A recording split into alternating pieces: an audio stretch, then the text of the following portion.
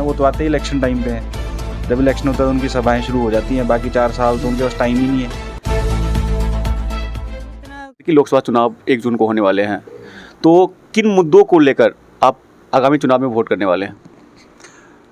एक तो जो लोकसभा इलेक्शन हमारे अभी जो यहाँ पे होने वाले हैं, पहला मुद्दा तो उसमें यही है कि हमारी जो वोटिंग्स होती है उसमें जो ये शराब पैसा जो भी लोगों को अट्रैक्ट करने की कोशिश करते हैं और मिसयूज़ करते हैं एडमिनिस्ट्रेशन का कुछ लोगों को, चाहे वो सरकारी काम है, हम आपको यहाँ ठेका दिला देंगे, आपको ये कर देंगे। इस तरह से कुछ पावरफुल पीपल्स हैं जो 10-12 मिलके मतलब पैसा भी रन करते हैं इलेक्शन टाइम पे और लोगों को प्रेशराइज़ करते हैं कि आप वोट डालो, हम आपको ये बेनिफिट देंगे, वो देंगे। तो मैं नहीं मानता कि there is lot of unaware about the democracy या पावर ऑफ द वोट। लोगों को एक्चुअल में पता ही नहीं है कि हम वोट डाल रहे हैं उसकी वैल्यू क्या है और जिस प्रतिनिधित्व को हम चुन रहे हैं, जिसको वोट डाल रहे हैं, तो उसका काम क्या है। लोगों के लिए सिर्फ पॉलिटिशियन का मतलब है कि बना दिया, एमपी है, लोकसभा जिता दिया और सेंटर में भेज दिया। उसके बाद काम क्या है, 5 साल वो आएंगे, फंक्शन करना है, 10-12 बंदे इकट्ठे करने हैं, पॉपुलेशन इकट्ठी करनी है, हार डालना है। Only that is the politics system जो लोगों के सामने है और लोगों के सामने दिखाया जाता है। केंद्रीय मंत्री और विधान यहाँ सांसद भी रह चुके हैं अनुराग ठाकुर जी, कई बार यहाँ आपके क्षेत्र में भी आते होंगे, तो आपके क्षेत्र में विकास में उनका क्या योगदान रहा?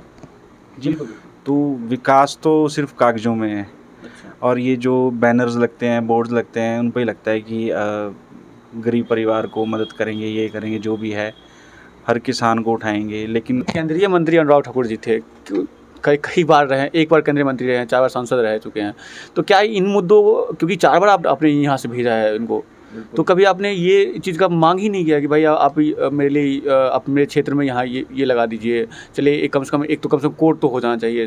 ये सब कभी कोई जनता जिक्र नहीं कर पाया क्या इन चीज़ों मुद्दों को लेकर? और बार उनको 4 बार से यहाँ से जिता रहे हैं बीजेपी को। केंद्रीय मंत्री अगर आएंगे तो लोग डिमांड करेंगे ना, वो तो आते ही इलेक्शन टाइम पे हैं। जब इलेक्शन होता है तो उनकी सभाएं शुरू हो जाती हैं, बाकी 4 साल तो उनके पास टाइम ही नहीं है। वो पूरे भारत में घूमते रहते हैं, कभी किसी क्षेत्र में, कभी क्षेत्र में, अपने क्षेत्र का तो पता ही नहीं है। ये तो एक बेसिक सी नीड है ना, पानी, बिजली का सबसे बेसिक नीड ठीक है, और एक न्यायालय जहाँ से लोगों को न्याय मिलना है, जहाँ पे लोगों के ठीक है। तो ये इलेक्शन टाइम पे आते हैं बस। जब इलेक्शन आता है तो इन्होंने आ जाना है, प्रचार करना है, वही वोट बैंक वाली राजनीति करनी है, लोगों को लुभाना है, हम ये दे देंगे, वो दे देंगे। कि जनता क्या मूड है इस बार? मुझे तो जितना लगता है कि जनता है इस बार तो बीजेपी को कम ही वोट डालेगी, नहीं डालेगी। और वही पता नहीं अब ये सच्चाई है कि नहीं, ईवीएम अगर होगा, अब कुछ नहीं बोल सकते इसमें, तो जब इलेक्शन के रिजल्ट आएंगे तभी पता लगेगा।